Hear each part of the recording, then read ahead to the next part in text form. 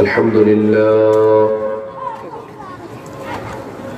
لله نحمده ونستعينه ونستغفره ونعوذ بالله من شرور أنفسنا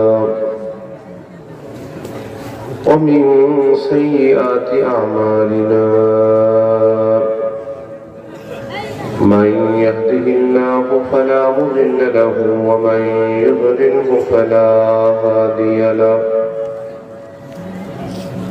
ونشهد أن لا إله إلا الله وحده لا شريك له ونشهد أن سيدنا وسندنا وحبيبنا وطبيبنا ومولانا ومحمدا عبده ورسوله أرسله الله تبارك وتعالى بالحق بشيرا ونذيرا وداعيا إلى الله بإذنه سراجا وقمرا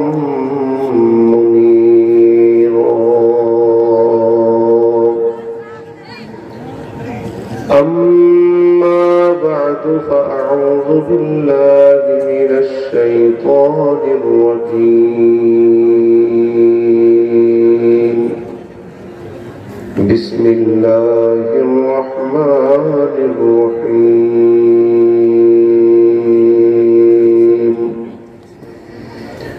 إنما يخشى الله من عباده العلماء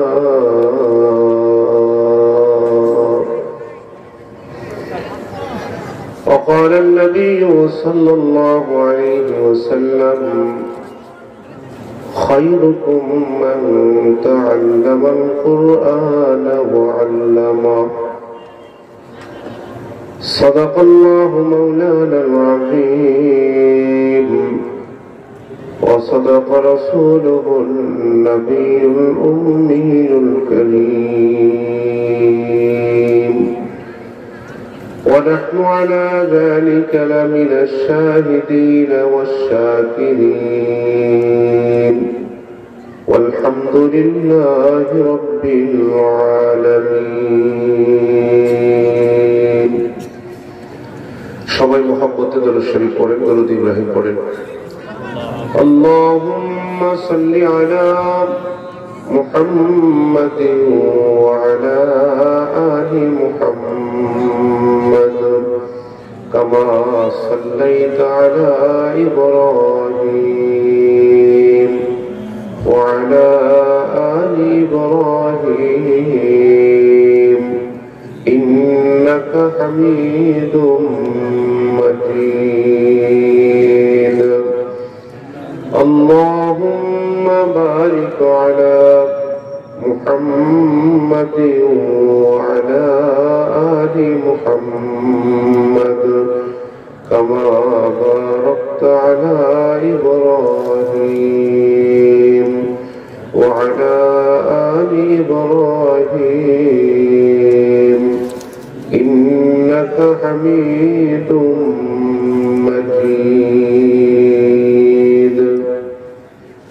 الحمد لله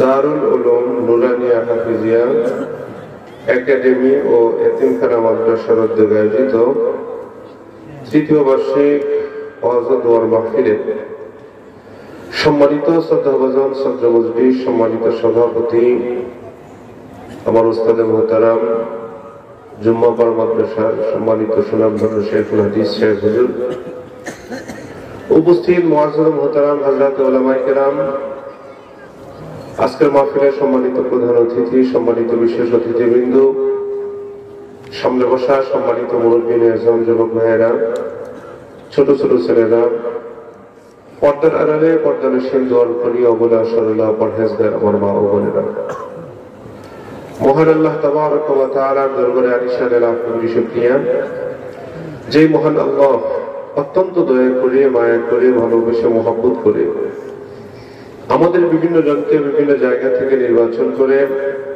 পবিত্র এই বরকতপূর্ণ অনুষ্ঠানে সামিয়ানার নিচে বসে দিনই কিছু কথা বলা এবং শোনার মতো সুযোগ যে মহান আল্লাহ আমাদেরকে করে দিলেন, এজন্য সেই মহান রবের দরবারে সবাই দিল থেকে এক মর্তবা শুকরিয়া জ্ঞাপন করি, আলহামদুলিল্লাহ।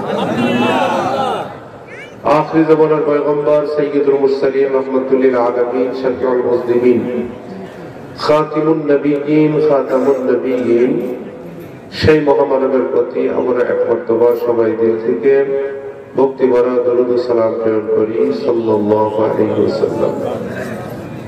সম্মানিত হাজিরিন, কালামে পাক থেকে ছোট্ট একটু আয়াতের অংশ, বিশ্বনবীজির অসংখ্য হাদিস থেকে একটি হাদিস বলেছি। আল্লাহ পাক রব্বুল আলামিন আপনাদের দোয়ার বরকতে আমাকে সুযোগ আর তৌফিক দান করলে ইনশাআল্লাহ তেলাওয়াতকৃত আয়াত, পঠিত হাদিসকে সামনে নিয়ে একেবারেই সংক্ষেপে অল্প সময় কিছু কথা আপনাদের সামনে আলোচনা করব। ওমা তাওফীকি ইল্লা বিল্লাহ আলাইহি তাওয়াক্কালতু ওয়া ইলাইহি উনীব। সম্মানিত হাজিরিন, আলোচনা শুরুতে দোয়া চাই, দিল থেকে দোয়া করবেন আল্লাহ যেন জবান থেকে ইখলাস মিশ্রিত জরুরি কিছু আমলের কথা বের করে দেন। যে কথাগুলি বলবো, বলনেওয়ালা শুননেওয়ালা সবাই মিলেমিশে যেন কথাগুলির উপর আমল করতে পারি। আল্লাহ পাক রব্বুল আলামিন আমাদের সবাইকে তৌফিক দান করেন, আমিন। আল্লাহুম্মা। আলোচনা খুব বেশি লম্বা চড়া হবে না, অল্প সময়ের মধ্যে কিছু কথা হবে, খুব বেশি লম্বা কথা নয়। রাত এমনি গভীর হয়ে গেছে, তা আপনারা যেভাবে বিক্ষিপ্ত হয়ে বসে আছেন, কেমন যেন আপনাদের ভেতরে একটা অনীহা ভাব সৃষ্টি হয়েছে আমার মনে হয়। একটু মেহেরবানি করে যদি যাদের সামনে জায়গা ফাঁকা আছে, আমানতদারির সাথে যদি একটু মেহেরবানি করে সামনে এসে ফাঁকা জায়গাগুলি পূরণ করতেন, তাহলে মজলিসটা অত্যন্ত সুন্দর হতো।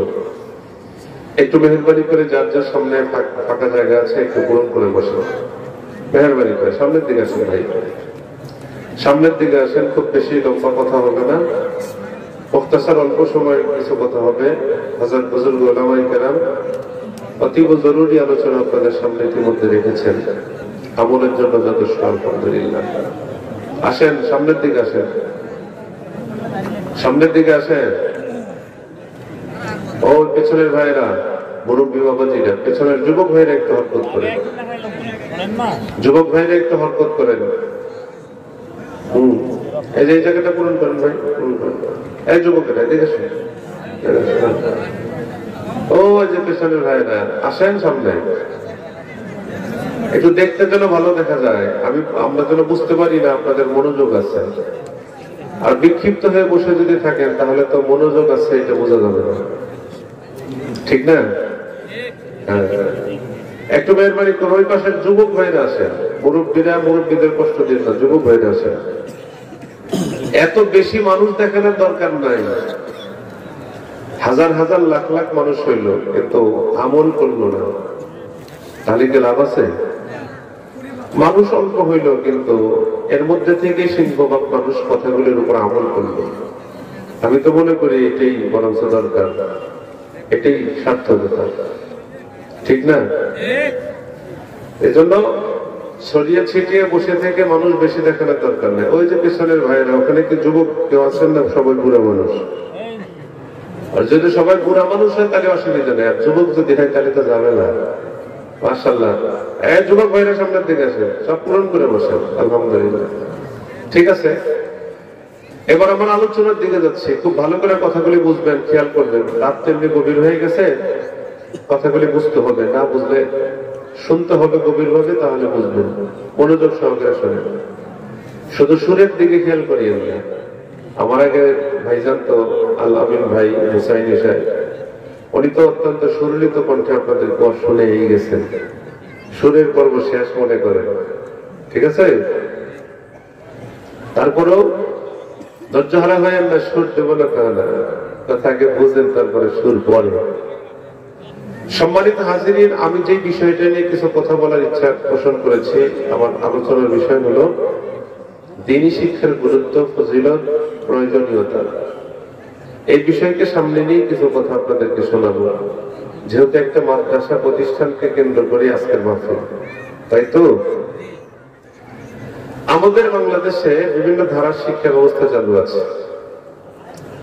বিশেষ করে দুই ধারা আমরা চিনি, একটা হলো দ্বীনি শিক্ষাগার আর একটা হলো দুনিয়াবী শিক্ষা ব্যবস্থা, যেটাগুলো আমরা স্কুল, কলেজ, ইউনিভার্সিটি বলি। সম্মানিত হাজিরিন, বিশেষ করে স্কুল, কলেজ, ইউনিভার্সিটি, এই যাকে আমরা জেনারেল শিক্ষা বলি, ইংরেজি শিক্ষা বলি, এই শিক্ষাগার যেগুলি আছে, প্রতিষ্ঠানগুলা, প্রাইমারি বলেন, মাধ্যমিক বলেন, উচ্চ মাধ্যমিক বলেন, ইউনিভার্সিটি বলেন, মেন গেটে অথবা দেয়ালে ছোট্ট একটি বাক্য অত্যন্ত গুরুত্ব সহকারে লেখা থাকে, কমন একটি বাক্য। এটা আমাদের সকলেরই পরে মুখস্থ আছে। কোথাও কোথাও লেখা আছে শিক্ষা জাতির মেরুদণ্ড, কোথাও লেখা আছে আরো গুরুত্ব সহকারে শিক্ষাই জাতির মেরুদণ্ড। ঠিক তো? আপনাদের এই বাক্যটা মুখস্থ আছে তো? শিক্ষা জাতির মেরুদণ্ড হোক অথবা শিক্ষাই জাতির মেরুদণ্ড হোক, একই কথা। এই কথার সাথে আমাদের কারো দ্বিমত নাই, আমরা সকলে ঐক্যমত পোষণ করি, ঠিক না? যারা জাতির মেরুদণ্ডকে শিক্ষা নির্ধারণ করেছেন, শিক্ষাকে যারা জাতির মেরুদণ্ড নির্ধারণ করেছেন, ওনারা এই কথা বলার আগে হাজারবার ফিকির করছেন, চিন্তা করছেন। চিন্তা করার পরেই সে জাতির মেরুদণ্ড রূপে সে জাতির শিক্ষাকে দাঁড় করাইছেন। কথা বোঝাতে পেরেছে? একটি জাতি চলতে গেলে অনেক কিছু লাগে, সবগুলোকে পেছনে রেখে সে জাতির শিক্ষাকে জাতির মেরুদণ্ড বানালেন। অবশ্যই এর মধ্যে কিছু না কিছু আছে বিজয়ী তো জাতির মেরুদণ্ড হতে পেরেছে শিক্ষা। কমন একটি কথা আপনাদের সকলেরই জানা আছে, জাতি যদি জাতির উন্নতি, জাতির অগ্রগতি সবকিছু কিন্তু সে জাতির শিক্ষার উপরে নির্ভর করে। একটা জাতি শিক্ষিত হবে তো সে জাতি তত্তর করে সামনের দিকে আগে বাড়বে, আর জাতি যদি শিক্ষিত না হয় তাহলে সে জাতিকে অন্য কোনো শিক্ষিত জাতির গোলামি করে করে জীবন পার করতে হয়, তাই না? এই জন্য শিক্ষার কোনো বিকল্প নাই। শিক্ষার বিকল্প একমাত্র শিক্ষা। শিক্ষার কোনো বিকল্প নাই, প্রত্যেকটি মানুষকে শিক্ষিত হতে হয়। আলহামদুলিল্লাহ, এখন মানুষের ভেতরে একটা তলব সৃষ্টি হয়েছে, মানুষের একটু ফিকির সৃষ্টি হয়েছে, মানুষ সচেতন হয়েছে। আগের মানুষেরা কিন্তু শিক্ষার প্রতি এত মনোযোগী ছিলেন না। এখনকার অভিভাবকরা খাট না খাট, ভ্যান চালায়ও যদি জীবিকা নির্বাহ করেন, মাঠে কাজ করেও যদি জীবিকা নির্বাহ করেন, শত কষ্টের পরেও নিজেদের ছেলে মেয়েদেরকে তারা শিক্ষিত করার চেষ্টা করে, ঠিক না? সকলের চিন্তা চেতনা হলো, যাজ্ঞা বাবা, আমাদের জীবন যা হয়েছে হয়েছেই, কিন্তু আমাদের ছেলে মেয়েদের জীবনকে মাটি করতে চাই না, তাদেরকে মানুষের মতো মানুষ করতে চাই, ঠিক তো? আমাদের মুরব্বীরা জানেন, আমার হালসনের যুবক ভাইরা এতটুকু বুঝবেন না, মুরব্বীরা খুব ভালো বুঝবেন। আমরা তো ছোটবেলায় যখন ছোট ছিলাম তখন দেখেছি, মোটামুটি অর্ধবয়সী যে ভাইয়েরা এখানে আছেন, মুরব্বীরা আছেন, আপনারা খুব ভালো বুঝবেন। ছেলেরা যখন একটু বড় হতো, এখন তো পাওয়ার টিলারের হাল, আগে তো লাঙ্গলের হাল ছিল, তাই না? মানুষের চিন্তা চেতনা ছিল যে ছেলেটা মোটামুটি একটা হালের কুঠি ধরার মতো। কুঠি বোঝেন তো আপনারা? যুবকরা বুঝবে না। আপনারা একটা হাল দেখছেন? যুবকরা হাল তো দেখেনি নেই। লাঙ্গলের হাল বয় দেখছেন? হ্যাঁ দেখছে। বয়েছেন কোনদিন? অনেকে বয় নেই, অনেকে বয়েছে। লাঙ্গলের কুঠির নিচে পড়ে থাকে। বাবার চিন্তা তারা হলো যে ছেলেটা মোটামুটি লাঙ্গলের কুঠি ধরতে পারলে যথেষ্ট, একে কিছু কৃষিকর্ম ক্ষেত্রের কিছু কর্মকাণ্ড শিখায় দেয়, বাস ওর পথ বেছে নিতে পারবে, কিছুটা হলে পড়ে খেয়ে পড়ে বেঁচে থাকতে পারবে, ঠিক না? আপনাদের রংপুরে ছিল কিনা জানি না, আমাদের জেলায় টাঙ্গাইল, সিরাজগঞ্জ, এইগুলি যে এই জায়গাগুলিতে আমরা শুনছি বা মাঝে মাঝে আমরা ছোট যখন ছিলাম দেখেছি, বিবাহের দেখা দেখি যে অনুষ্ঠানগুলি হতো, সেখানে ছেলে মেয়েদেরকে যে পরীক্ষাগুলি নেওয়া হতো, ছেলেকে পরীক্ষা করতো মেয়ের অভিভাবক যারা, মেয়ে পক্ষের লোকেরা ছেলেকে জিজ্ঞাসা করতো, এই তুমি কি হাল বোয়াতে জানো? ছেলে বলছে জি জানি। তুমি কি জমিতে সার ছিটাতে জানো? জানি। 1 বিঘা জমিতে কি পরিমাণ সার লাগে? এই পরিমাণ। আচ্ছা ঠিক আছে। হ্যাঁ, তারপরে তুমি কি গরুর এই যে ঘাড়ে তুমি কি জোয়ান রাখতে পারো? অথবা তুমি কি মই জুড়তে পারো, মই দিতে পারো জমিনে? কহা দিতে পারি। এই জাতীয় কিছু প্রশ্ন করতো তারা। আর এই প্রশ্নের যদি উত্তর সে ভালোভাবে দিতে পারতো, তাহলে মেয়ে পক্ষের লোকেরা বলতো যে যাকে অসুবিধা নেই, উপযুক্ত ছেলে পাওয়া গেছে, এই ছেলের হাতে মেয়ে উঠে দিলে কমস কম কিছু ডাল ভাত খেয়ে জীবনযাপন করতে পারবে। যোগ্যতা যাচাই বাছাই করতো কৃষি কর্মক্ষেত্রে কিছু প্রশ্নাদির মাধ্যমে। ঠিক ঠিক বললাম। আর মেয়েদেরকে কি প্রশ্ন করতো ছেলে পক্ষেরা? ছেলের পক্ষের লোকেরা মেয়েদেরকে প্রশ্ন করতো, এই মেয়ে, তুমি কি এই মাটির চুলা বানাতে পারো? ঠিক, মাটির চুলা বানাতে পারো? মাটির চুলা কি কাদা দিয়ে লেপন দিতে পারো? ঠিক না? তুমি কি তরকারি রাঁধতে পারো? কোন তরকারিতে হলুদ দিতে হয় না তাকে বলতে পারো? চাউল ধুয়ে চাউলে কি পরিমাণ পানি দিতে হয় আপনারা দেখেন নাই? মেয়েরা দেখবেন আঙ্গুল দুইটা ডুবায় দেয়, একটা পরক করে, এই পরিমাণ পানি দিলে চাউল ভাত হবে। পানি যদি একটু বেশি হয় ভাত লাটকা হবে, পানি যদি একটু কম হয় তাহলে চাউলের পরিমাণ থেকে যাবে, ভাতটা মজাদার হবে না। ঠিক তবে ঠিক বললাম? তো মেয়েদেরকে এরকম পরীক্ষা করা হতো। এই কথা বলিয়েন না। মেয়েরা যদি এই পরীক্ষায় উত্তীর্ণ হতো তাহলে ছেলেদেরকে ছেলে পক্ষ বলতো যে একটা অসুবিধা নাই, এই মেয়েকে পুত্র বধূ বানায় নিয়ে গেলে, আমাদের বাড়ির বউ বানায় যদি নিয়ে যায় অসুবিধা হবে না, কৃষি কর্মক্ষেত্রে আমাদের সহযোগিতা করতে পারবে, অসুবিধা হবে না, একে নিয়ে আমাদের সংসার খুব ভালোই চলবে। ঠিক তবে ঠিক বললেন? এবার বলেন 20 বছর 25-30 বছর আগের যে কথাগুলি আপনাদেরকে শোনালাম, এই কথাগুলো এখন ইতিহাস। বর্তমানে এই প্রশ্ন, এই জাতীয় প্রশ্ন যদি কোনো ছেলে পক্ষকে কেউ করে, কোনো মেয়ে পক্ষকে কেউ করে, তাহলে সেখানে তো বিয়েই হবে না। হবে? এখন এগুলা না, এই বিষয়গুলি কারো চিন্তাতেও আর নাই। মানুষের চিন্তা হলো এই ছেলেটা যাই হোক না কেন, ছেলেটার বংশ বুনিয়াদ কেমন, রাখো, অর্থ সম্পদ আছে, আরে রাখো, এটার দরকার নাই।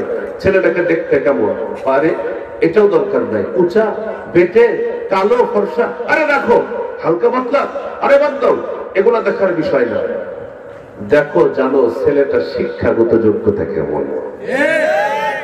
ছেলেটা যদি শিক্ষাগত যোগ্যতা ভালো হয়, ও কালো থাক অসুবিধা নাই, ও বেটে থাক অসুবিধা নাই, ওর বংশমণিয়ার তেমন ভালো না অসুবিধা নাই, এর সাথে মেয়ে বিয়ে দিলে ভবিষ্যৎ উজ্জ্বল হবে।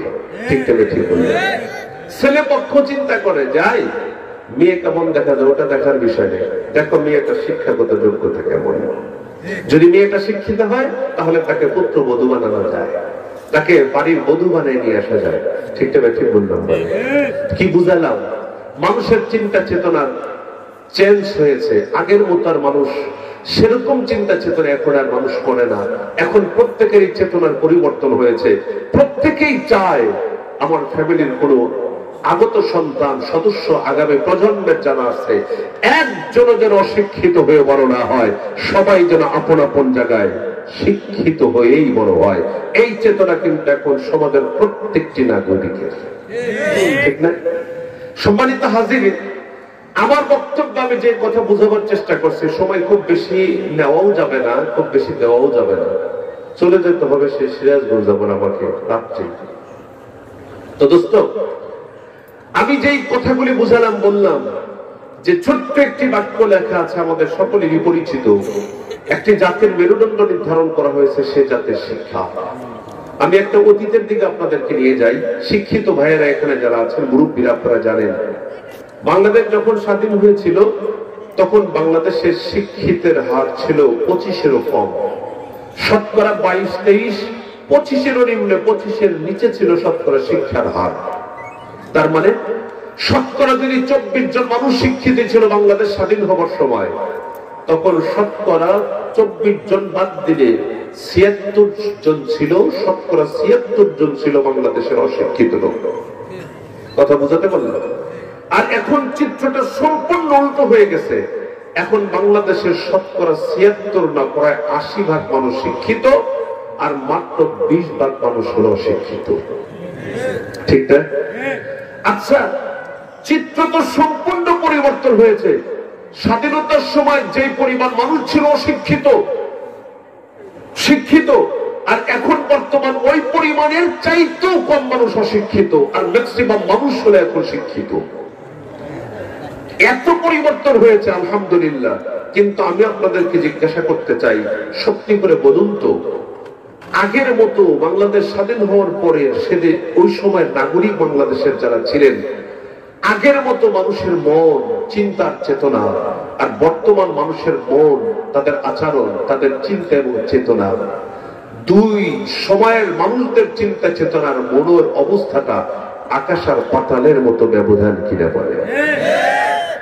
আগের মানুষ এত হিংসা পরায়ণ ছিল না, আগের মানুষগুলার মনের মধ্যে এত প্রতিহিংসা ছিল না, আগের মানুষগুলি এত হায়াওয়ান আর জীব জন্তুর ন্যায় জীবন যাপন করত না। আগের মানুষ অশিক্ষিত ছিল বটে, কিন্তু আগের মানুষদের মধ্যে মনুষ্যত্ব ভোগটা বর্তমানের চাইতে অনেক অংশে বেশি ছিল, ঠিক না? তাহলে আগের মানুষেরা শিক্ষিত কম ছিল, কিন্তু মানবতার মনুষ্যত্ব বোধ তাদের মধ্যে বেশি ছিল। আর এখনকার মানুষ শিক্ষিত হয়েছে বটে, কিন্তু তাদের মাঝে মানবতার মনুষ্যত্ব বোধ এখন কিন্তু আগের চাইতে অনেক অংশে কম। শিক্ষিত হবার পরে কম, আর অশিক্ষিত ছিল সকল তখন ছিল বেশি। ব্যাপারটা কি আসলে মূলে কোন জায়গায় সমস্যা? আমি সেই সমস্যাটা চিহ্নিত করে সেই সমস্যা থেকে উত্তরণের অল্প সময়ের মধ্যে পথ বাতলিয়ে দিয়ে আমার আলোচনা শেষ করে দেব। বোঝার চেষ্টা করেন। আমি যেই সমস্যাটা চিহ্নিত করেছি, আমার মনে হয় আমার কথার সাথে আপনারা দ্বিমত পোষণ করবেন না। সেটা হলো, আমরা এ যাবৎকাল পর্যন্ত শুধু শুনেই আসতেছি শিক্ষাই জাতির মেরুদণ্ড, শিক্ষাই জাতির মেরুদণ্ড। আজ থেকে ছোট্ট একটি হরফ আর শব্দের সাথে সংযোজন করে দিয়ে যে কথাটা বলছি, বলতে বাধ্য হচ্ছে আপনাদেরকে। আজ থেকে এরকম করে কথাটা বলতে হবে, বাক্যটা উচ্চারণ করতে হবে, শিক্ষাই জাতির মেরুদণ্ড। নো, সুশিক্ষাই জাতির মেরুদণ্ড। কি বললাম? জোরে বলেন, আরো জোরে। শুধু শিক্ষা না সুশিক্ষা? শুধু শিক্ষা না সুশিক্ষা? সুশিক্ষায় জাতির মেরুদণ্ড। সংক্ষেপ কথা, সুশিক্ষা কিসের মাধ্যমে হবে? যেই শিক্ষা সিলেবাসে কোরআন হাদিসকে মাইনাস করা হয়, ওই শিক্ষা সিলেবাস পড়ে পড়ায় কখনো সুশিক্ষিত নাগরিক জন্মাতে পারে না। কি বলেন? কথা বুঝতে পারছেন তো আপনারা? কোরআন হাদিস যে শিক্ষা সিলেবাসে নেই, সেই শিক্ষা সিলেবাস পড়ায়া জাতিকে কখনো সুশিক্ষা শিক্ষিত করা সম্ভব না, অসম্ভব। সুশিক্ষা শিক্ষিত করতে গেলে অবশ্যই সে জাতির শিক্ষা সিলেবাসে কোরআন এবং হাদিসকে সংযোজন করতেই হবে। সম্মানিত হাজিরিন, আপনারা এখানে সচেতন বহু মানুষ আছেন, বুঝার চেষ্টা করেন। অনেকেই কিন্তু এই কথাগুলি বারংবার উচ্চারণ করে, এবং যারা জাতির কর্ণধার রয়েছেন তাদের কান চালাফালা করবার চেষ্টা করে। তারা এই কথাগুলি বারংবার বলে। এই শোনেন আপনারা, পরামর্শদাতা তারা কি বলে? যে বাংলাদেশের দুটি ধারা শিক্ষা ব্যবস্থা চালু আছে, একটা হলো মাদ্রাসা শিক্ষা, একটা হলো স্কুল কলেজের শিক্ষা। মাদ্রাসা শিক্ষা ব্যবস্থায় এদেরকে যা পড়ানো হয় শুধু কোরআন হাদিস, নামাজের মাসালা, ওযু ভাঙার কারণ, এই সেই নানান কিছু পড়ানো হয়, মানতেক, ফালসাফা, আর বিভিন্ন কিছু, আরবি সাহিত্য, উর্দু, ফার্সি। এখানে তো সমাজ নাই, এখানে ভূগোল নাই, এখানে ইংরেজি নাই, এখানে তো বিজ্ঞান নাই। অতএব এদেরকে অত্যাধুনিক শিক্ষা সিলেবাস প্রণয়ন করে এদেরকে সকলের সাথে তাল মিলিয়ে যেন চালানো যায়, কি করতে হবে? মাদ্রাসা শিক্ষা ব্যবস্থাকে, শিক্ষা সিলেবাসকে আমূল পরিবর্তন করে স্কুলের শিক্ষা সিলেবাসের সাথে সমন্বয় করে সেই সিলেবাস তাদেরকে পড়ায়া একেবারে যুগের সাথে তাল মিলিয়ে তাদেরকে চালাতে হবে। এই কথাগুলি কিন্তু অনেকেই বলে, ঠিক না? আমরা তাদের ওয়েলকাম জানি, সাধুবাদ, আসেন আপনাদের কথা আমরা মেনে নিয়েছি। আপনারা জানেন কিনা জানি না, আজ থেকে 20 বছর আগে মাদ্রাসা শিক্ষা ব্যবস্থা যে অবস্থায় ছিল, এখন কিন্তু আর সে অবস্থাতে নেই। ঠিক তো? ঠিক তো? এবার আসেন, আপনারা তো এই কথা বলতে পারলেন, মাদ্রাসা শিক্ষা ব্যবস্থা পরিবর্তন করে স্কুলের সাথে সমন্বয় করার কথা আপনারা বললেন। এই পরামর্শটুকু ঠিকই দিলেন, আমরা মেনেও নিলাম। কিন্তু একজন মানুষের মুখ থেকে কথা কখনো বের হলো না, একজন মানুষও কখনো এই কথা উচ্চারণ করলো না যে হ্যাঁ, স্কুল কলেজ গুলাতেও তো যেহেতু মুসলমানদের সন্তানরাই পড়াশোনা করে, অতএব স্কুল কলেজের সিলেবাসটাও পরিবর্তন করা দরকার, কারণ এখানেও তো মুসলমানরা পড়ে। মাদ্রাসায় স্কুল কলেজ ঢুকায় দিলেন, কিন্তু স্কুল কলেজে মুসলমানদের বাচ্চারাই যেহেতু পড়াশোনা করে, স্কুল কলেজের মধ্যে মাদ্রাসা দোকানের দরকার, এই কথা কিন্তু একজনও বলে না। কি বললাম, কথা বুঝছেন না বোঝেন নাই? সবাই শুধু বলে মাদ্রাসা শিক্ষা সিলেবাস পরিবর্তন করো, স্কুলের সাথে সমন্বয় করো। একজনের কথা বলে না যে স্কুল শিক্ষা ব্যবস্থাকে মাদ্রাসা শিক্ষা সিলেবাসের সাথে সমন্বয় করে এখানেও যেহেতু মুসলমানদের সন্তানরা পড়ে, অতএব এদেরকেও মাদ্রাসা শিক্ষায় শিক্ষিত করা দরকার, দিন শেখানো দরকার, কোরআন সুন্নাহ শেখানো দরকার, অতএব স্কুল কলেজের শিক্ষা সিলেবাসও পরিবর্তন করা দরকার। এই কথা কিন্তু আজ পর্যন্ত একজনও বলে নাই। ঠিকটা ঠিক বলেছেন? এবার আসেন সামনের দিকে যাই। সুর ছাড়া কথা বলতেছি, মন খারাপ করিয়েন না ভাই, বোঝার চেষ্টা করে। আমাদের প্রাইমারি স্কুল থেকে যে ছেলে মেয়েগুলি বের হয় ক্লাস 5 পাস করে, তাদের ক্লাস 5 পাস করতে করতে দেখা যায় অনেক ছেলে অনেক মেয়ের বয়স হয়ে গেছে 12, 13, 14, অনেকের 15 হয়ে যায়, ঠিক না? এর তার মানে হলো 10 অবশ্যই পার হয়ে যায়। হাদিস শরীফের মধ্যে আছে আপনার সন্তানের বয়স যখন 7 হবে তখন আপনি আপনার সন্তানকে নামাজের নির্দেশ করবেন। আপনার সন্তানের বয়স যখন 10 হবে, শুধু নির্দেশ না, তখন বলছেন যে তখন তাকে নামাজ পড়ানোর জন্য হালকা পাতলা শাসন করো, তাকে একটু মার পিটনি দেওয়ার দরকার হলে মার পিটনি দিয়েও তাকে নামাজ পড়াও। কথা বুঝাতে পারলাম? 7 বছর বয়সে সে নামাজের নির্দেশ তাকে দেওয়া লাগবে। 10 যখন বয়স হবে তাকে মারে পিটে হলো নামাজ পড়াতে হবে। ক্লাস 5 পাস করে ছেলেটা বের হলো, মেয়েটা বের হলো, 12, 13, 14, 15 বছর বের বয়স হয়ে গেল। এখানে যারা শিক্ষিত ভাইয়েরা আছেন, স্কুল কলেজে যারা লেখাপড়া করার শিক্ষক যারা আছেন, তারাও কি বুকে হাত দিয়ে বলতে পারবেন আপনাদের এই গ্রামেও বা এই এলাকাতেও যে প্রাথমিক বিদ্যালয় যেগুলি আছে, এদিকে থাকান খেয়াল করেন, প্রাথমিক বিদ্যালয় যেগুলি আছে, প্রাথমিক বিদ্যালয়ের শিক্ষক যারা আছেন, আপনারাও কি বুকে হাত দিয়ে কথাটা বলতে পারবেন যে হুজুর, আমাদের প্রাথমিক বিদ্যালয়গুলিতে আমাদের ছেলে মেয়েদেরকে সহি শুদ্ধ করে কোরআন শিখিয়ে দেওয়া হয়? কেউ বলতে পারবে? কেউ বলতে পারবে? এমনকি শিক্ষক যারা আছেন তারাও কিন্তু সহি শুদ্ধ করে তেলাওয়াতে কোরআন করতে জানে না। তাহলে এই যে ছেলে মেয়েগুলা স্কুল কলেজ থেকে বের হয়ে যাচ্ছে, ওরা কোরআন শিখলো না, সুন্নাহ শিখলো না, নবীজির হাদিস শিখলো না, ওরা দ্বীন শিখলো না, ওরা ঈমানের ব্যাপারে ওদের তালিম দেওয়া হলো না, ওরা আখিরাতের চিন্তা চেতনা নিয়ে বড় হলো না। তাহলে এরা শিখবে কোথা থেকে? দ্বীন কোন জায়গায় শিখবে, কোরআন কোন জায়গায় শিখবে, মাসালাগুলো কোন জায়গায় শিখবে, ওর ঈমান কোন কাজ করলে বিনষ্ট হয়ে যায়, কোন কাজ করলে ঈমান ঠিক থাকে, আর কি কাজ করলে করে ফেললে ঈমান নষ্ট হয়ে যায়, এই বিষয়গুলি তালিম তো ওদেরকেও দেয়া দরকার আছে কিনা বলেন? আছে না? ওই তালিমটা ওরা নেবে কোথেকে? কোথা থেকে নেবে? সকলের মাথা ব্যথা শুধু মাদ্রাসা নিয়ে, কারো মাথা ব্যথা স্কুল নিয়ে নাই, কারো মাথা ব্যথা স্কুল আর কলেজ দিয়ে নয়। ঠিক না? ঠিক বলেছে বলেন। শোনেন, আজকে বর্তমান আমাদের বাংলাদেশের কথাই বলি, আমাদের নিজেদের কথা বলি, বাহিরের কথা বাদ দেন। যে দেশের সংখ্যাগরিষ্ঠ নাগরিক হলাম আমরা মুসলমান, অথচ সত্যি করে বলছি বাংলাদেশে এখন আমার মনে হয় শতকরা 95% মুসলমান যারা সহি শুদ্ধ করে কোরআন করতে পারে না। জোরে বলেন। আমি যে জরিপটা দিলাম আমার মনে হয় ভুল দেইনি। শতকরা 95% মুসলমান, আমার মনে হয় না। অনেকে আছে কোরআন পড়তে জানে, বাংলা দেখে দেখে কোরআনের আরবিকে বাংলাতে উচ্চারণ করে করে পড়ে। ওটা তো তাজা ছাগলের গাত থেকে চামড়া ছিলে টেনে টানলে টেনে যদি ছেলা হয়, যে পরিমাণ কষ্ট না হবে, বাংলা দেখে দেখে আরবি উচ্চারণ করে কোরআন শরীফ পড়লে এর চাইতে আরো বেশি ক্ষতিগ্রস্ত হবে। কথা বুঝাতে পারলাম? কোরআন তার বিরুদ্ধে লানত করবে। বাংলা কোরআনের প্রতি শব্দ নয়, ভালো করে বোঝার চেষ্টা করেন। সহি শুদ্ধ করে কোরআন পড়বে ওরা বাংলাদেশে 90 থেকে 95% মুসলমানই হলো সহি শুদ্ধ করে কোরআন পড়তে পারে না। মাত্র 4-5% মুসলমান হয়তো বা সহি শুদ্ধ করে কোরআন পড়তে জানেন। কথাকে ঠিক বললাম? হয়তো অবাস্তব কথা বলি নাই, ওরা দুঃখের সাথে কথাটা বলতে হয়। কি করবে, কি করবে? আজকে বাংলাদেশে যেই পরিমাণ নাস্তিকদের আস্ফালন, বাংলাদেশে যেই পরিমাণ মুরতাদদের দেখা মিলছে, আমাদের কথা বুঝার চেষ্টা করেন। আরে মোলামা বিদ্বেষী মানুষের অভাব কিন্তু বাংলাদেশের এই মুসলমানদের মধ্যে হতেই কিন্তু মাদ্রাসা মসজিদের বিরুদ্ধে কথা বলে, ওলামায়ে কেরামদের বিরুদ্ধে অবস্থান গ্রহণ করে, মাদ্রাসার বিরুদ্ধে অবস্থান গ্রহণ করে, কোরআন সুন্নাহর বিরুদ্ধে অবস্থান গ্রহণ করে। এমন বহু মানুষ মুসলিম ফ্যামিলিরই, ম্যাক্সিমাম মানুষ মুসলিম ফ্যামিলিরই, তারা অধিকাংশ মানুষ যারা বিরুদ্ধে অবস্থান করে মুসলমানদের বাচ্চাই তারা। কি করে তারা এটা করতে পারল?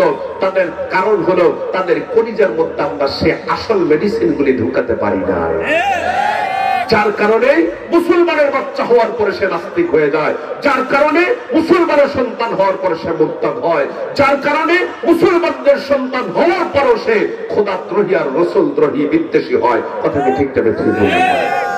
কোরআন ভালো লাগে না, মাদ্রাসা মসজিদ ভালো লাগে না, ওলামায়ে কেরামদের বিরুদ্ধে কথা বলতে ভালো লাগে।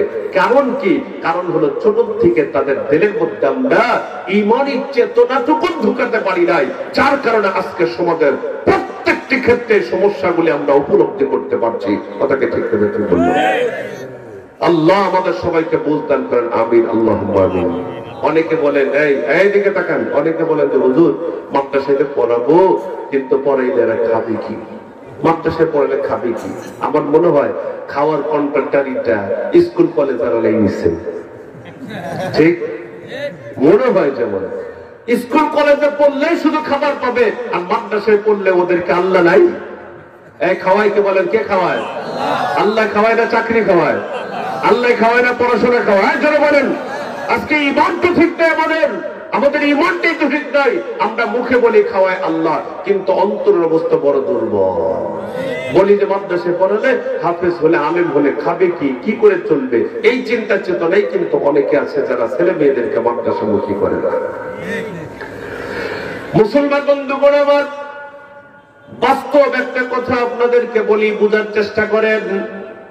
লম্বা সময় নেওয়ার চেষ্টা আমি করবো না, অল্প সময়ের মধ্যে দু চারটি কথা বলি, ইনশাল্লাহ আপনাদের থেকে বিদায় নিব, আপনাদেরকে বিদায় করব। সিরাজগঞ্জ আমি যে মাদ্রাসায় পড়াই, সে মাদ্রাসা থেকে ক্লাস করে বের হয়েছি, রোড সংলগ্ন মাদ্রাসা। মাদ্রাসা থেকে বের হওয়ার পরে অটো চালিত 3 চাকার গাড়িগুলি আছে, আপনারা তো চেনেন। সামনে পেছনে দুই সিট আছে, সামনে মুখোমুখি হয়ে বসা যায়, আছে না এরকম অটো গাড়িগুলো, ব্যাটারি চালিত। আমি মাদ্রাসা থেকে বের হওয়ার পরে ওই অটো গাড়িটাতে উঠছি, উঠার পরে দেখতেছে আগের থেকে পেছনে একজন বুড়া বাবাজি, মাথার চুল মুখের দাড়ি সবগুলা সাদা শুভ্র হয়ে আছে। ওই বুড়া ভদ্রলোক বাবাজি আগের থেকে সে তার আসন গ্রহণ করে আছেন। আমি পেছনে তার পাশে বসে বললাম, আপনাদেরকে বলছিলাম বুড়া বাবাজির মন খারাপ করবেন না। আমাদের সমাজে অনেকে যখন বয়স বেড়ে যায় তখন তারা কিন্তু তুলনামূলক কথাবার্তা বেশি বলে, ঠিক না ঠিক বললাম? অনেক আছেন, সবাই না। বৃদ্ধ বাবাজি আমি যখন গাড়িতে উঠছি, ওটার পর থেকে উনি ওনার কথাগুলি উনি বলেই যাচ্ছেন। আমি ধৈর্য সহকারে শুধু ওই বুড়া বাবাজির কথাগুলো শুনতেই ছিলাম। ওনার কথার দ্বারা উনি যে কথাগুলি বোঝানোর চেষ্টা করছেন, উনি বোঝাবার চেষ্টা করছেন আমি একদম সাকসেসফুল ম্যান, আমার জীবনে অপূর্ণতা বলতে কোনো কিছু নাই, আমি সর্বদিক দিয়ে একজন পূর্ণাঙ্গ মানুষ, আল্লাহ আমার সবই দিয়েছেন। উনি ওনার বক্তব্য আমাকে যে কথাটা বোঝাবার চেষ্টা করছেন, হুজুর আল্লাহ পাক রব্বুল আলামিন আমাকে 4 জন সন্তান দান করেছিলেন, 2 জন মেয়ে আর 2 জন ছেলে। 2 জন মেয়ে 2 জন ছেলে, আল্লাহ আমার 4 জন সন্তান দিয়েছেন। আমি তাদেরকে লেখাপড়া করাইছি, আপন আপন অবস্থান থেকে তারা আপন আপন জায়গায় তারা সুপ্রতিষ্ঠিত হতে পেরেছে। আমার ছেলে মেয়েগুলো অত্যন্ত বড় বড় শিক্ষিত হয়েছে। একটা ছেলে থাকে নিউ ইয়র্ক, একটা থাকে কানাডাতে, আর একটা মেয়ে থাকে অমুক দেশে, আর একটা মেয়ে আমার এদেশেই থাকে, উচ্চপদস্থ একজন কর্মকর্তা। আমার একজন মেয়ে হুজুর সবচেয়ে সুখের সংবাদ হলো আমার ছেলেরা যে উচ্চ শিক্ষা শিক্ষিত হয়েছে, তার চাইতে আমার ছেলের বউ যে 2 জন হয়েছে, আমার বৌমারা তুলনামূলক ভাবে আমার মেয়েদের চাইতে আরো বেশি উচ্চ শিক্ষায় শিক্ষিতা। হুজুর আরো সুসংবাদ হলো আমার ছেলেরা আর কি শিক্ষা লাভ করেছে, তার তুলনা আমার মেয়ে, দুজন মেয়ের যে জামাই বাবু দুজন পেয়েছে আমরা, আমার জামাই বাবু দুজন আরো আমার ছেলেদের চাইতে উচ্চ শিক্ষায় তারা শিক্ষিত হতে পেরেছে। এই বক্তব্যগুলো উনি দিচ্ছিলেন। হুজুর, আমাদের বাড়ি গাড়ি অর্থগুলি কোনো জিনিসের অভাব নাই, আল্লাহ পাক রব্বুল আলামিন পর্যাপ্ত দান করেছেন। সব কথাগুলি শোনার পর ধৈর্য সহকারে শুনলাম, শোনার পর বললাম, বাবাজি একটা কথা আপনাকে বলবো, মন খারাপ করবেন না তো। এই কথা যখন বলছি তখন বড় বড় চোখ করে আমার দিকে তাকায় আছেন, না জানি হুজুর আবার কোন কথা বলে বসে। আমি বলছি, বাবাজি শোনেন, 4 জন ছেলে মেয়ে আমানত আল্লাহ আপনাকে দান করেছিলেন। বলুন তো দেখি, 4 জন সন্তান, এদের উচ্চ শিক্ষা, আপনার ভাষায় তাদের উচ্চ শিক্ষা শিক্ষিত করেছেন। বাড়ি গাড়ি অর্থকরী অর্থ সম্পদ টাকা পয়সার কোনো অভাব আল্লাহ আপনারা দেয় নাই। চাচা মিয়া, আপনাকে যে কথা বলবো সেটা হলো, আপনার 4 জন ছেলে মেয়ে যে আল্লাহ দান করেছিলেন, এই 4 জন ছেলে মেয়ে তাকে আপনি সহি শুদ্ধ করে, তাদেরকে আপনি সহি শুদ্ধ করে কোরআন শরীফটা পড়ায় দিয়েছেন। এই কথাটা যখন জিজ্ঞাসা করেছি, আপনার ছেলে মেয়েরা কি সহি শুদ্ধ করে কোরআন শরীফটা পড়া জানে? আপনার ছেলে মেয়েগুলা কি আসলে, ছেলেরা কি মসজিদে গিয়ে জামাতে নামাজ আদায় করে, ওরা কি নামাজের পাবন্দি করে কিনা? এই কথাটা যখন জিজ্ঞাসা করেছি, হাক্কা বাক্কা খেয়ে গেছে। সুন্দর চেহারা লোকটা মুহূর্তের মধ্যে চেহারা ফ্যাকাশে হয়ে গেল। লোকটা তখন ডাকতে বলে, বাবাজি ক্ষমা করবেন, আমি বুঝতে পারি নাই আপনি যে এমন একটি প্রশ্ন, আপনি এমন একটি প্রশ্ন আমার সামনে উত্থাপন করেছেন, এমন একটা প্রশ্নের মারপ্যাচের মধ্যে আপনি ফেলাই দিয়েছেন। আমি তো আমার ছেলে মেয়েদেরকে উচ্চ শিক্ষা শিক্ষিত করবার চেষ্টা করেছি, কিন্তু কখনো ভাবি নাই আমার ছেলে মেয়েদেরকে কোরআনের তালিম দেয়া লাগবে। এই ভাবনাটুকু কখনো আমি ভাবি নাই। আমার ছেলেরা, আমার মেয়েরা কেউই তো সহি শুদ্ধ তো দূরের কথা, আমার মনে হয় না আমার ছেলে মেয়েরা কোরআন পড়তে জানে, কারণ আমি তো তাদেরকে ছোটবেলায় কোরআন শরীফটা শেখাই নাই। কথা বুঝতে পারছেন তো? আমি তখন বললাম, বাবা শোনেন, আপনি যখন মারা যাইবেন আপনার জানাজাটাও তো ভাড়া করা মৌলবী দিয়েই তো জানাজা পড়ানো লাগবে। ঠিক তবে ঠিক বললাম? বলেন। সত্যি একটা কথা বলি আপনাদেরকে, আমি আমার কথা বলছি, আপনাদের কথা নয়। নো মাইন্ড করবেন না। আমি আমার আত্মসমালোচনা করছি। হালত এমনই, বুঝার চেষ্টা করেন আমাকে, অথবা মনে করেন আপনি আমাকে দাওয়াত করলেন, আমি দাওয়াতে যাওয়ার আগে চিন্তা করব কোন লোকটা আমাকে দাওয়াত করলেন। সমাজের বিত্তবান যদি কোনো ব্যক্তি দাওয়াত করে, দাওয়াতে যাওয়ার আগে ভাবনা করব বড় লোক মানুষ, চৌধুরী বংশের, তালুকদার বংশের একজন বড় মানুষ, অর্থগুলি তার ভালো আছে, ওনার দাওয়াতে গেলে মাশাআল্লাহ খাবারের মেনুতে খাবারটা খারাপ হবে না, হরেক আইটেমের খাবার হয়তো আয়োজন করবেন উনি, যেহেতু সমাজের মধ্যে একজন নাম করা বড় লোক। কথা বুঝতে পারলেন তো? দাওয়াত যখন দেবেন, দাওয়াতে যাওয়ার আগে মাথার মধ্যে বিষয়টা ঘুরপাক খাবে। এরপরে আপনার আব্বা মরহুমের জন্য দোয়ার জন্য আপনি আমাকে রাখবেন, আপনার মরহুম আমার মা মাগফিরাত কামনার্থে আপনি আমাকে রাখবেন। খাওয়ার আগে অথবা পরে আপনার মা বাবার জন্য হাত তুলে দোয়া করব, চোখের পানি আমি ফেলাবো আর আপনার মা বাবার জন্য দোয়া করব। এমন করে দোয়া করব, এমন ভাষা চয়ন করব আপনার আব্বা আম্মার দোয়ার জন্য, যে ভাষার মাধ্যমে দোয়া করে করে আমি চেষ্টা করব আপনার আব্বা এবং আম্মাকে জান্নাত পার করে দিয়ে আসার জন্য। ঠিক থেকে ঠিক বললাম? বলেন। চোখের পানি দরদর করে পড়তে থাকবে। দোস্ত আমার, বন্ধুরা আমার, সত্যি করে বলুন তো দেখি, আপনার আব্বা আম্মার জন্য আমি কেঁদে কেটে দোয়া করব, চোখের পানিতে বুক ভাসাবো। বলুন তো দেখি, সত্যি যে চোখের পানি বের হচ্ছে, এটা কি আসলে কলিজা নিংড়ানো পানি, নাকি শুধুমাত্র লৌকিকতার চোখের পানি? জোরে বলেন, জোরে বলেন। এই যে চোখের পানি বের হবে, এটা তো আসলে কলিজা নিংড়ানো পানি না। আমি আপনার আব্বার জন্য কাঁদবো, আমি আপনার মা মরহুমার জন্য কাঁদবো, চোখের পানি ফেলাবো, এটা তো বাস্তবে আমার কলিজা নিংড়ানো পানি বের হবে না, এটা তো মানুষকে দেখানোর জন্যই পানিটা বের হবে। কথাটা ঠিক না ঠিক বললাম? বলেন। গায়ে মনোবাক্যে দোয়া করবো, আমি একটা ভাব ধরবো, কারণ হলো মুনাজাতের মাধ্যমে যদি আপনার মনটাকে জয় আমি করতে পারি, বিদায় বেলা হাত দিয়ে অঙ্কটা আপনি কম দিবেন না, মোটা অঙ্কের টাকা দিয়ে আমারে বিদায় করবেন। কথাটা বুঝাতে পারলাম তো? সকলের ব্যাপারে এমন আইডিয়া করবেন না। আমি আমার কথাই বলছি, আমার সমালোচনা যত পারেন করেন, অসুবিধা নাই। আমি বোঝাবার চেষ্টা করছি আপনার আব্বার জন্য কাঁদবো, এটা আসলে মূলত কলিজার টিংরানো পানি বের হবে না, চোখের পানি বের হবে। আপনাকে আপনার মন জয় করাটা আমার মাকসাদ হবে।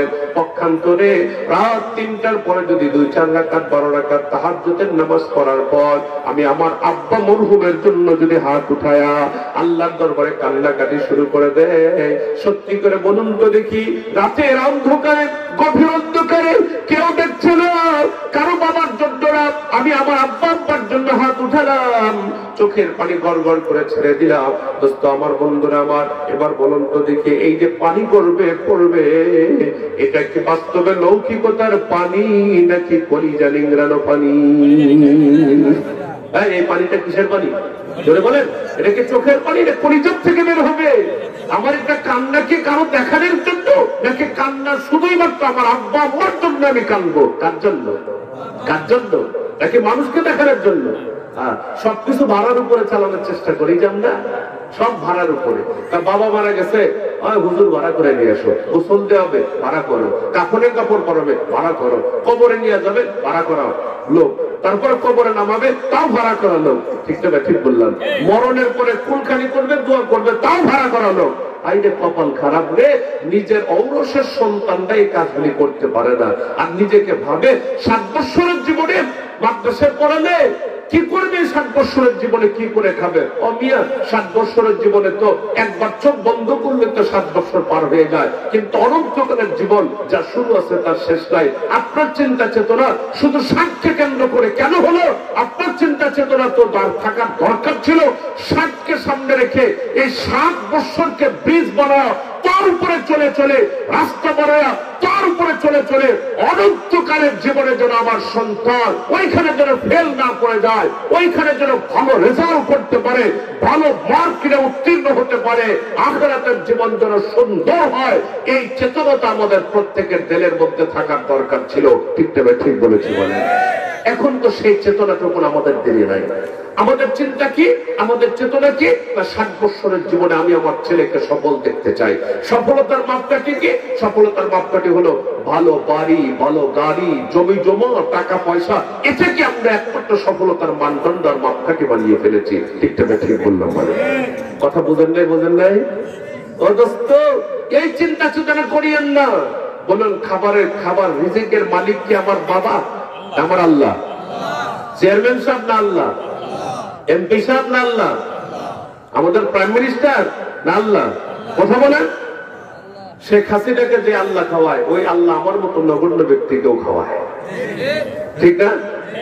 আমার আল্লাহ আমাকে খাওয়ায়, আমার আল্লাহ আমার দেশের মিনিস্টার যারা আছে তাদেরকেও খাওয়ায়। এই ঠিক তবে ঠিক বলেছি বলে? আমার আল্লাহ আমাকে খাওয়ায়। পৃথিবীতে যত জীব জন্তু আছে, এক একজনের কি পরিমাণ খাবার, হেদের খাবার যদি আল্লাহ যোগান দিতে পারে, আমার আর তোমার খাবারের যোগান আল্লাহ দেবেন না?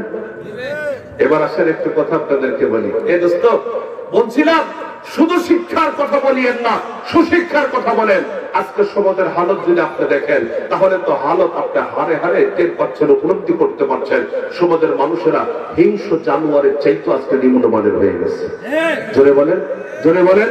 আজকে সমাজের মানুষেরা হিংস্র প্রাণীর চাইতে তাদের অবস্থান নিম্নমানের। এত খারাপ হালত কোন জীব জন্তুর মধ্যেও আপনি খুঁজে পাবেন না, যেরকম খারাপ অবস্থা আজকে মানুষের মধ্যে হয়েছে। মানুষ তো মানুষ নেই, মানুষ তো পশুর চাইতে নিম্নমানের হয়ে গেছে। ঠিক তবে ঠিক বললাম? আমি মাঝে মাঝে কথাটা নকল করি, ভাই কি বলবো দুঃখের কথা। কাকে বলবেন আজকে? দেশ দরদি কাকে বলবেন? আমি তো মনে করি বাংলাদেশে 1 কোটির ঊর্ধ্বে প্রবাসী আছে, বিভিন্ন দেশে বাস করে তারা। ম্যাক্সিমাম মানুষ হলো গ্রামের খেটে খাওয়া মানুষ। ঠিক তবে ঠিক বললাম বলে? এরা কি করে? এরা নিজের মাথার দাম পায়ে ফেলে 1 কোটির ঊর্ধ্বে প্রায় মানুষ আমাদের দেশের বাহিরে থাকে। এরা মাথার দাম পায়ে ফেলে কষ্ট করে উপার্জন করে এরা বিদেশের টাকা বাংলাদেশে নিয়ে আসে। ঠিক না? আর আমার বাংলাদেশের কিছু শিক্ষিত মানুষ আছে, এরা শুধু শিক্ষিত, সুশিক্ষা শিক্ষিত না, এরা বাংলাদেশের গচ্ছিত টাকাগুলা পাচার করে বিদেশে। ঠিক না? ঠিক না? কাকে দেশ দরদি বলবেন? জোরে বলেন, কাকে দেশ দরদি বলবেন? আমি তো মনে করি ওই প্রবাসী 1 কোটি মানুষ এরাই দেশের জন্য সবচেয়ে বড় খাদেম, দেশ দরদি তো তাই যারা বহির্বিশ্ব থেকে টাকা বাংলাদেশে নিয়ে আসে। আর কিছু বাংলাদেশের পুরাজ্ঞার শিক্ষিত লোকেরা আছে, ওরা শিক্ষিত বটে, সুশিক্ষা শিক্ষিত হয় না, ওরা দেশের টাকা পাচার করে বিদেশে। ঠিক ঠিক বললাম কথা বুঝেন নাই? বুঝেন নাই কথা? শিক্ষা, ওদের শিক্ষা আছে। 1000 কোটি টাকা দুর্নীতি করার পরেও ওদের পেট ভরে না, চোখ পেট ভরে গেছে, চোখ ভরে না। ঠিক ঠিক বললাম বলে। আর কত খাবি? এই টাকাগুলা যদি ছাগলের মতো চাবায় খায়, তারপরও এরকম লাইফ কয়েকটা শেষ হবে, তারপরে ওর কিন্তু এখনো চোখ ভরে নাই। কথাকে ঠিক ঠিক বললাম বলে। কথায় কথা বলে করে মাঝে মাঝে এই কথাটা নকল করি, বোঝার চেষ্টা করে। আমি এক জায়গায় গেছি, 2 দিন ব্যাপী ওয়াজ মাহফিল, 2য় দিনের আমি বক্তা। স্কুলের দোতলায় দিছে বসতে, একজন ছেলে আমার খেদমত করে। তো ছেলেটা এই কথা নানান কথা বিভিন্ন কথা বলতেছে। আমি বললাম, যাই তুমি কি করো? তখন ওই ছেলেটা বললো, হুজুর আমি এই স্কুলের দফতরি। তোমার বাড়ি কোথায়? কয় হুজুর এই গ্রামে। বাপরে বাপ, এলাকার ছেলে এলাকায় কর্মসংস্থান হয়, এটা তো একটা কপালের ব্যাপার, ভাগ্য তোমার ভালো। তো এরপরে নানান কথা বলতে বলতে এক পর্যায়ে বললাম, যাই তুমি যে এই যে চাকরিটা নিলা, সত্যি করে বলো তো এই চাকরিটা নিতে কি তোমার কোনো পয়সা খরচ হয়েছে? এখন তো চাকরি নিতে গেলে চা পানি খাওয়ার জন্য 8-10 লাখ টাকা লাগে। আল্লাহ, চা পানি খাওয়া করতে যদি বিরিয়ানি খাওয়ার বায়না করতো, তাহলে তো জমি জমা সব পিছিয়ে দেওয়া যেত। জোরে বলেন। এরা কিন্তু আমার শিক্ষিত লোক। ন্যায় কারা? চা পানি খাওয়ার জন্য যারা 10 লাখ টাকা নাই, এরা কি আপনাদের দেশে চা পানি খাওয়ার জন্য 10 লাখ টাকা লাগে? হ্যাঁ, 10 টাকা হলেই তো চা পানি, চা পান এর সাথে আরো বিস্কিট টিস্কুট সব খাওয়া যায়, ঠিক না? আর চা পানি খাওয়ার জন্য 10 লাখ লাগে। তো ভাগ্য বলো, চা পানির কথা বলে যদি কয় যে বিরিয়ানি খাবো ফ্যামিলির সবাইকে নিয়ে, তাহলে তো জমি জমা সহ সারা জীবন ওর গোলামি করলেও আপনার ঋণ পরিশোধ হবে না। ঠিক ঠিক বললাম? হ্যাঁ, তো কপাল বলো, চাইও না চা পানির দাম, বিরিয়ানির দাম কিন্তু চাই না ওরা। তো ছেলেটারে বলছে, এই ভাই তুমি যে চাকরিটা নিছো পয়সা খরচ হয়েছে? সত্যি বলতেছি, এই কথাটা যখন কইছি জানেন, ছেলেটা সুন্দর চেহারা, মুহূর্তের মধ্যে মনে হচ্ছে আমাবস্যার পুরা রাতের এক চিলতেরা তোর মাথার উপর থেকে পুরো শরীরে জ্বর হয়েছে, কালা হয়ে গেল। মাথাটা নিজ দিক করে চিন্তা করতেছে, আমি নিজ দিয়ে তাকায় দেখি ওর 2 চোখ ভরা পানি, একেবারে টইটম্ব, মনে হচ্ছে টস টস টক টক করে এখন পানি ছেড়ে যাবে। আমি বুঝতে পারছি যে ছেলেটাকে আমি জিজ্ঞাসা করে কষ্ট দিছি। আমি মুখ চেহারাটা যখন উঁচা করছে তখন বলছি, ভাই মাপ চাই, বউ চাই, সোনার ভাই তোরে আমি জিজ্ঞাসা করে ভুল করছি, আমি বুঝতে পারছি, বলা লাগবে না তোমার। তখন আমাকে ডাক ডাকা, হুজুর আপনার জিজ্ঞাসা করলেন বলবো, অসুবিধা নেই, শোনেন। অন্য কেউ বললে আমি বলতাম না, আপনি বলছেন দিদি বলতেছি। যদি বললাম বলার মতো হলে বলো, আর যদি বলার মতো না হয় তাহলে বলার দরকার নেই। তখন ছেলেটা আমাকে হুজুর খুব বেশি লাগে না, এই চাকরিটা সংগ্রহ করতে মাত্র 16 লক্ষ টাকা লাগছে। কত কত টাকা? ওই যে চা পানি খাবে, কি খাবে? এরা কিন্তু শিক্ষিত লোক, এরা কিন্তু শিক্ষিত লোক। ওরা শুধু শিক্ষিত হয়েছে, সুশিক্ষা শিক্ষিত হয় না। সুশিক্ষা শিক্ষিত হলে চা পানির জন্য 5 টাকা হলে যথেষ্ট। আর সুশিক্ষা শিক্ষিত হয় নাই, যার কারণে ছোট্ট একটা চাকরি দিত 16 লাখ টাকা চা পানি খেতে লাগে। তো আমি তখন বললাম, এই দেখো তুমি 16 লাখ টাকা দিয়ে চাকরি কিনছো, তোমার বেতন কত? ওই হুজুর 10-12 হাজার টাকা পাই সব কিনে। বলুন তুমি কি ক্যালকুলেশন করছিলা? এইভাবে যদি বেতন ঘরে তোলো, তুমি ঘরের টাকা ঘরে ফেরত আনতে তোমার কত বছর সময় লাগবে, তুমি কি ক্যালকুলেশন করছিলা? তখন ছেলেটা দীর্ঘ শ্বাস ফেলে বলে, হুজুর এইভাবেই যদি বেতন পাই তাহলে আমার খরচ যে হয়েছে, এই খরচের টাকা ঘরে ফেরত আনতে কমস কম 12 থেকে 14 বছর সময় লাগবে। বলিয়ে বুঝিয়েন কথা বুঝিয়েন। এদেশের ভ্যান চালক, রিক্সা চালকেরা ছেলে মেয়েদেরকে লেখাপড়া করায়, তার উদ্দেশ্য হলো এই ছেলে মেয়েগুলা লেখাপড়া করে আমাদের ভাগ্যের চাকা ঘুরাবে। ও বাবা, ভাগ্যের চাকা ঘুরাতে গিয়ে বিটা বাড়ি তখন বেচতে বাধ্য করে। ঠিক ঠিক বললাম? এবার বলেন, এই যে টাকাগুলা দিচ্ছে এরা কারা নিয়েছেন? সুন্দরবন থেকে বাঘভাল্লুক আসছিল সমাজে, ওরা টাকার পোটলাটা কামড়ে ধরে নিয়ে সাগর পাড়ি দিয়ে সুন্দরবনে গিয়ে ওরা টাকা ভাগ বাটার করে খেয়ে নিছে, তাই নাকি? বাঘভাল্লুক আছে না, আমাদের এই সমাজে কিছু বাকবাল লোক আছে, ওরা লেখাপড়া করেওয়ালা শিক্ষিত বাকবাল লোক, কথা বলেন নাই, শিক্ষিত বাকবাল লোক, ওরা শিক্ষিতই শুধু, ওরা সুশিক্ষায় শিক্ষিত হয় না। এরকম শিক্ষিত মানুষ যদি পুরা দেশের সব মানুষ যদি শিক্ষিত হয়ে যায়, কখনো কাঙ্ক্ষিত সমাজ বিনির্মাণ করা সম্ভব হবে না, জীবনেও হবে না, জীবনেও সম্ভব হবে না।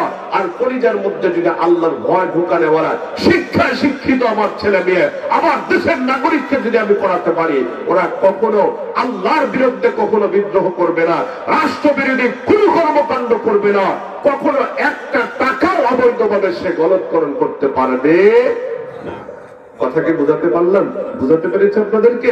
এখন তো শিক্ষার জোর হয়েছে বটে, কিন্তু সুশিক্ষিত নাগরিক পাওয়া যাচ্ছে না। সর্বশেষ একটা কথা বলছিলাম যে আপনারা তো শুধু বলেন মাদ্রাসায় পড়লে হুজুর খাবে কি করে চলবে। শোনেন, বড় লোকদের কিছু কাহিনী, একটা কাহিনী আপনাদেরকে শোনাই। যারা হাজার কোটি টাকার মালিক, ওরা কি দৈনন্দিন 5টা-10টা গরু জবাই করে খায়? বরঞ্চ সমাজে ভ্যান চালকের যে পরিমাণ খোরাক, কোটিপতির খোরাক ওর চাইতে অনেক কম। ঠিক সকালবেলা উঠে কি খায়? শুধু 2টা সল্টেজ বিস্কুট, এর মধ্যে শুধু লবণ, চিনিটাও কপালে জোটে না। কিরে, কথা বলেন নাই? ওদের কপালে চিনিও নাই, দই মিষ্টি দেখবে শুধু চোখ দিয়ে তাকায় দেখবে, জীবনে পেটে দিতে পারবে না। অথচ টাকার লোভ যায় না, দুর্নীতি ওরা লোভ সামলাতে পারে না। ঠিক তো ঠিক বলেছে? জোরে বলেন, জোরে বলেন। এবার আসেন, 7 টাকায় বাজার হয়, পুরা টেবিল দিয়ে খাবার ভরা, 20-30টা আইটেমের খাবার। এখন ছাত্র সকালে 2টা বিস্কুট আর ওই যে খড় ভিজানো রঙিন 1 কাপ চা, এর মধ্যে চিনি নেই। এই আপনারা গরুকে যে খড় খাওয়ান, এই খড়টা পানিতে ভিজে রাখলে একটা কালারিং পানি হয় না? এরকম কালারিং এক কাপ পানি আর 2টা বিস্কুট ছিল সকালের নাস্তা। দুপুরের খাবার টেবিলে গেছে, অনেক রকমের খাবার। এখানে ড্রাইভার দাঁড়ানো, ওইখানে গেটম্যান দাঁড়ানো, ওইখানে কাজের বুয়া ওরা দাঁড়ানো আছে।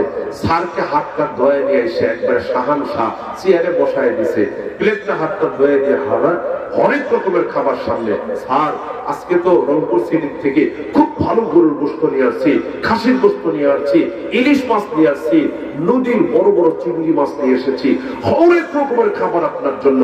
স্যার, একটা বড় চিংড়ি দেই। উড়ি মারে বাবারে, দিশতে দেয়া যাবে না, আমার চিংড়ি খাওয়া যাবে না, সমস্যা আছে, চিংড়ি খাওয়া যাবে না। আচ্ছা রাখেন। ওরা মনে মনে করে, স্যার যত না খান তত আমাদের বলা। ঠিক, যত খাইবেন না তত আমাদের জয়, কেন আমরা টাকা দিয়ে সোনার এইগুলা কিনতে পারবো না। আপনার টাকায় বাজার হবে, অবৈধ মতো ইনকাম করবেন আপনি, আপনার টাকায় বাজার হবে, আর হালাল খাবার আমরা বসে বসে খাবো।